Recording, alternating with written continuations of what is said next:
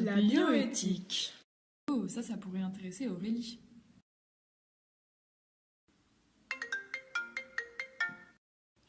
J'ai lu un article sur un film qui vient de sortir, 120 battements par minute. Il aborde différents sujets comme le sida ou le don du sang. J'espère que ça va pas être un film cliché avec une histoire d'amour à l'eau de rose. Non, d'après ce que j'ai lu, c'est un film assez bouleversant qui soulève pas mal de débats, notamment la bioéthique. La bio quoi? Tu sais que les sciences, c'est pas mon truc. Mais non, c'est quelque chose d'assez simple. C'est l'étude des problèmes moraux qui sont soulevés par la recherche biologique, médicale ou génétique et certaines de ses applications. Ces recherches ne concilient pas toujours le respect de la personne avec le progrès scientifique et d'après les critiques du film, ce sont les questions soulevées.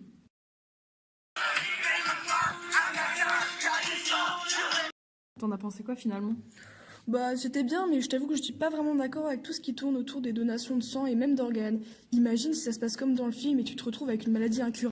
Quelque chose qui est surveillé, régi par les lois. Ça doit être gratuit et anonyme, et l'organe est soumis à des tests. Il existe même un comité consultatif national d'éthique qui s'occupe de donner des avis sur les problèmes éthiques. Qui te dit que c'est totalement sûr? Encore à notre époque, il existe des tas de problèmes qui concernent les donations. Il y a beaucoup plus de demandeurs que de receveurs sur les listes de dons.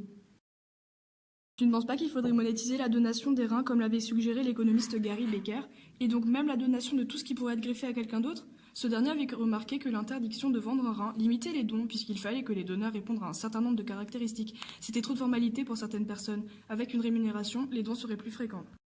La monétisation, l'éthique est remise en cause, car cela rendra encore plus la société inégalitaire, parce que ce seraient toujours les personnes les plus favorisées qui profiteraient de ce nouveau marché au détriment des personnes défavorisées qui seraient celles qui vendraient leurs organes afin de compléter leurs revenus. Oui, mais de toute façon, le patient serait consentant puisqu'il donne un bout de lui. Et si c'est pour la bonne cause et en plus avec possibilité de gagner de l'argent, plus de personnes seraient partantes.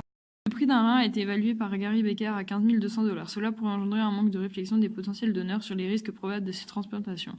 Ce n'est pas une opération qu'il faut prendre à la légère. Il existe déjà le marché noir des organes ou encore des abus de pouvoir de la part des médecins qui falsifient les listes de dons en contrepartie d'argent et parfois aux dépens d'autres vies comme un chirurgien allemand en 2013. Le sujet t'a intéressé finalement, mais de toute façon ce débat reste ouvert à toutes les interventions et je doute que l'on trouve un terrain d'entente sur ce problème de la bioéthique.